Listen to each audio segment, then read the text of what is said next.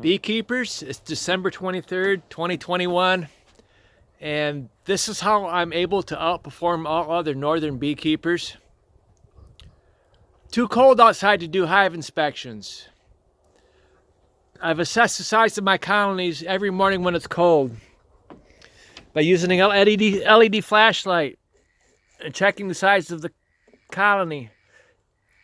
If I find a colony in one hive body, say the colony's down here and they're not up here, and they've gotten small, I go ahead, I remove the medium off of that, and I will put on here's a screen, right here, I will put on a screen. You do it quick, you won't lose very many bees. If the bees are down here, you remove that medium and that shim and you quickly put the screen on there. And then you take this shim here and I reverse the hole to the other side, so if I do bring them out again, they don't go in that hole and be above the screen. So I make the hive smaller, easier to carry, and I can bring it inside. I've got some I just brought in the last couple days. Some new colonies I brought in that haven't been brought in yet this winter. These colonies here are new inside. These colonies here and this stack right here. The rest of them have been brought in earlier and they've been inside several times off and on. So I assess the size of the cluster. I do that outside and I bring it inside and I see how heavy it is.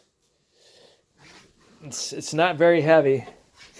I can take, see, with all the mediums that I've taken off, I have all kinds of honey here. I take, after they haven't been moved around for a while and they've calmed down, you don't want to do this after you move them.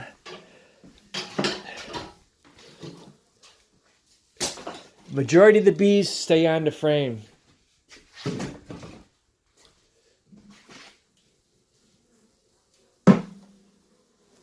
See? Look at that. Indoor hive inspection. And what I'm going to do with the extra bees, I need some extra bees for my smaller window colonies. After I've done a few hives inside, and I get an accumulation of bees on the floor here, the floor's heated, it keeps them from dying. I'm going to gather up the bees, put them in this jar, and then I put an entrance feeder on the hive that needs more bees.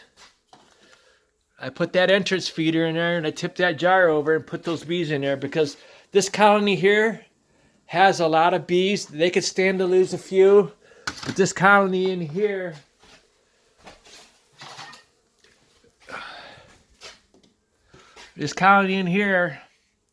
because I put my smaller colonies in the window at the end of summer going into fall, they don't have a lot of bees and I know they could use some more. So this is how I'm able to keep my colonies alive, get them through winter, whereas the rest of you just leaving the colonies outside during the winter. I breed queens all summer long, and those colonies that are bred that summer, they don't get large enough to winter outside, so of course I have to bring them inside. And if I have any large colonies that are a year older, they have issues, I can bring them inside. And this is why I'm so much better than the rest of you, how I prevent having huge losses during the winter. You see how they calmed down after I took the screen off, see? And if I wanted to, I could look for the queen. Okay, let me go ahead and pause this and I'll show you. Yeah, I have several videos on YouTube about hive inspections, but apparently nobody... Okay, first thing I do is I take the hive body off the bottom screen. And you see all the dead bees? I'm going to take this bottom screen, I'm going to take it over here and I'm going to go like this. See all the bees? If they're healthy enough, they'll end up to a window. If they're not healthy and they end up being there, well, then they get swept up later on and dumped outside. And then I take this. This is a drywall budding tool, and I scrape off this stuff here, clean off the bottom board. And this is a colony that was up against the wall, so the opening is going to go out. And here is the bottom screen.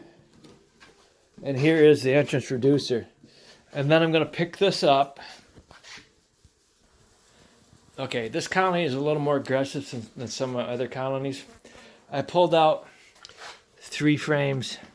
This is a new colony, new 2021. And I've got my honey here. And this frame here has a lot of bees on it. I'm not going to pull it out. I'm going to leave it right there. It's going to go up against the wall of the deep. And I'm going to put a medium frame of honey here. I'm going to put a medium frame of honey here. And I take the best frame that has the most filled out comb, and that's going to go on the outside of this one here. So I've given them more honey. And because they're a little aggressive, and I don't think they are without a queen, I'm going to leave them alone.